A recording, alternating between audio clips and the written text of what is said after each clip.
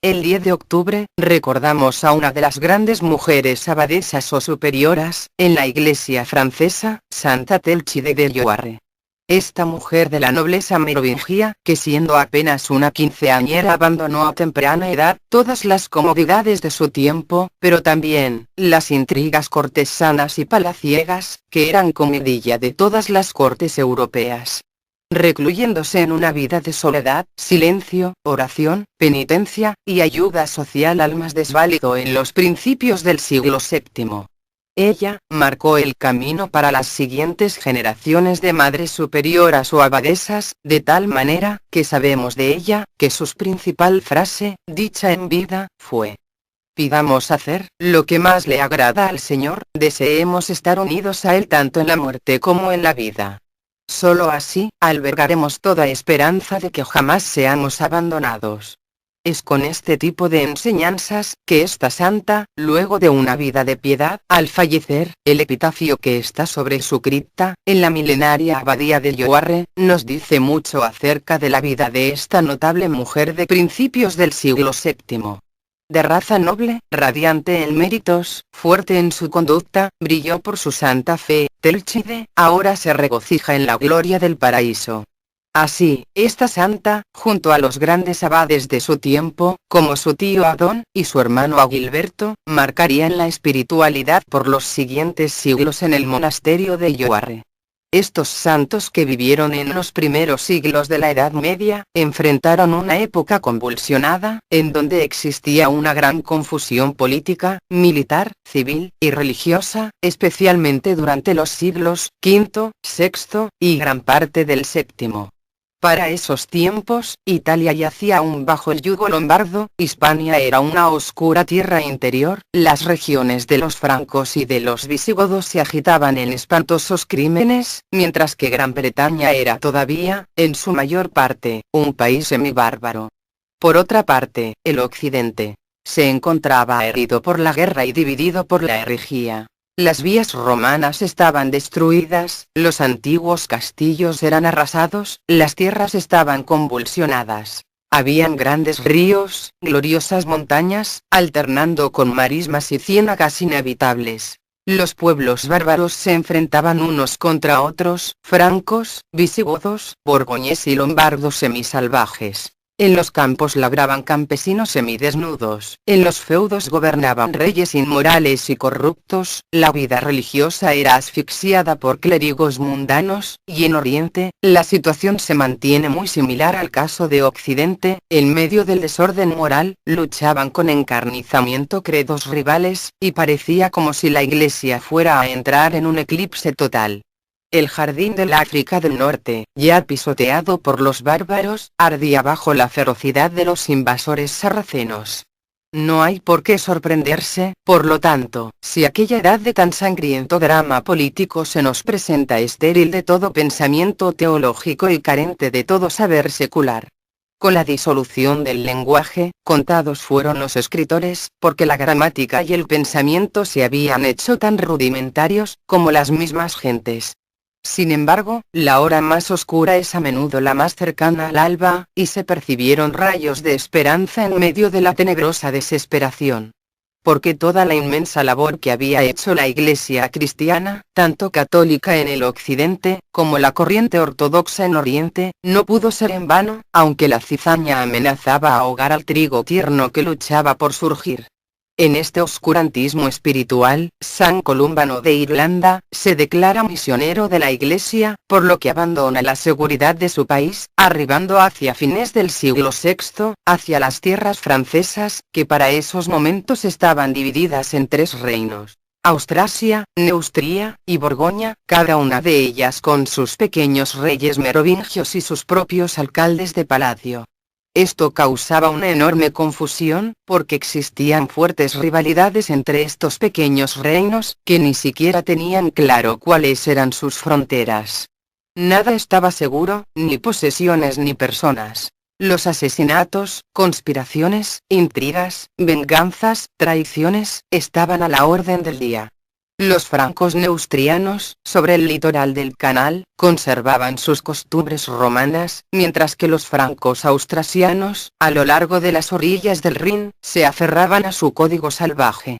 El clero y los obispos estaban totalmente relajados, viviendo más en las cortes, que entre los pobres.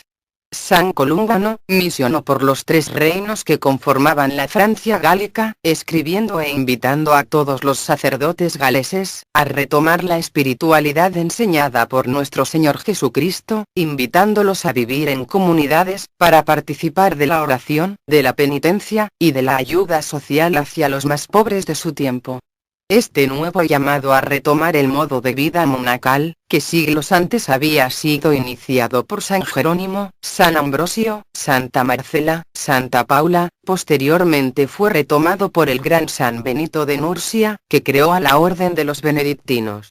San Columban, con la ayuda del rey Clotario II, estableció contacto con jóvenes de la nobleza merovingia, que más adelante se convertirían en figuras de la iglesia galesa, tales como los hermanos Adón y Dadón de Joarre, Audono de Rouen, o Radón de Reuil, entre otros.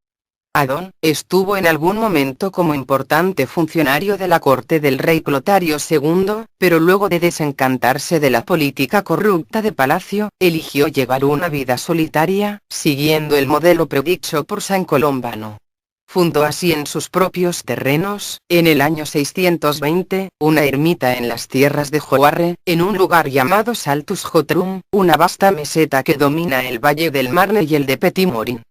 5 años más tarde, cuando ya se había consagrado como sacerdote, invitó a monjes del monasterio de Luxeuil a unirse a él. Entre ellos, sus sobrinos, Ebregisile, el futuro obispo de Meaux, y a Gilberto, el futuro obispo de París. Así fue como el monasterio de Joarre, para el año 625 era un monasterio totalmente masculino. Pero todo cambiaría para Adón, cuando arriban a visitarlo al monasterio, su hermana, Baldi, junto a su piadosa sobrina, Telchilda, ambas mujeres de la nobleza merovingia. Inmediatamente destacan las ideas de esta caritativa muchachita, que siendo poco más que una quinceañera, es muy inteligente emocionalmente, por lo cual se presenta con mucha humildad ante su tío, para ofrecerse como la primera postulante femenina al monasterio de Joarre. Pero, había un problema, se estaba recién terminando la construcción del edificio para varones, por lo que la Madre Santa Baldi junto a su hija Telchilda, ofrecen sus dineros y posesiones para así poder iniciar la construcción del monasterio femenino, el cual es levantado con tal prontitud que para el año 630, es decir apenas 5 años más tarde que el masculino, se inaugura el convento femenino de Joarre. Debido al gran empeño y trabajo puesto por la jovencísima Telchilda, su tío, el abad Adón junto a la plana directiva del monasterio, eligen a la muchacha como la primera abadesa o madre superiora de este monasterio doble o mixto, que fue nombrado en honor a la Santísima Virgen María, como abadía de Nuestra Señora de Joarre. Desde un primer momento, Telchilda se comportó digna del cargo entregado, siendo tan joven, tuvo el carácter suficiente para gobernar su monasterio a la usanza de la regla de vida instaurado por San Columban de Irlanda. Ella era la primera en levantarse, y la última en ir a descansar. Solía ayunar y practicar penitencias, las cuales prohibió a las hermanas que tuviesen una salud debilitada, ya fuere a causa de la enfermedad o de la edad.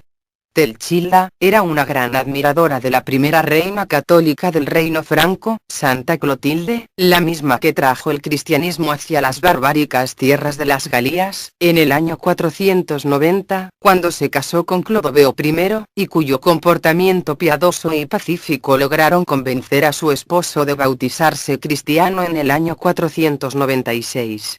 Pues bien, habían pasado tan solo 100 años de la muerte de Clotilde de Francia, y desde hace mucho tiempo esta reina era considerada una santa, pues de haber enviudado vivió como una verdadera religiosa, retirándose a un pequeño castillo en Tours, en donde pasó el resto de su vida dedicada a la oración y a las buenas obras, especialmente a socorrer a pobres y a consolar enfermos y afligidos.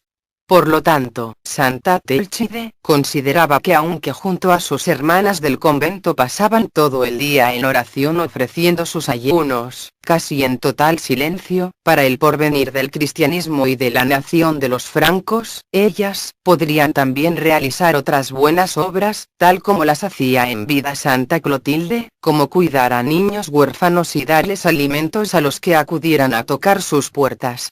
Fue así, como tempranamente, hacia el año 650, junto al padre superior del convento mixto, su tío, el abad Adón, esbozaron los inicios de una rudimentaria escuela, separada también en educación para varones en manos de los frailes, y las niñas quedarían en manos de las monjas.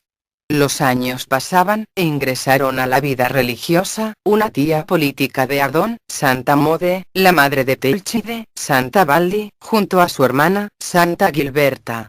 Todas las cuales, de buena gana pusieron sus mejores esfuerzos en la ayuda social, tan necesaria, en un mundo convulsionado.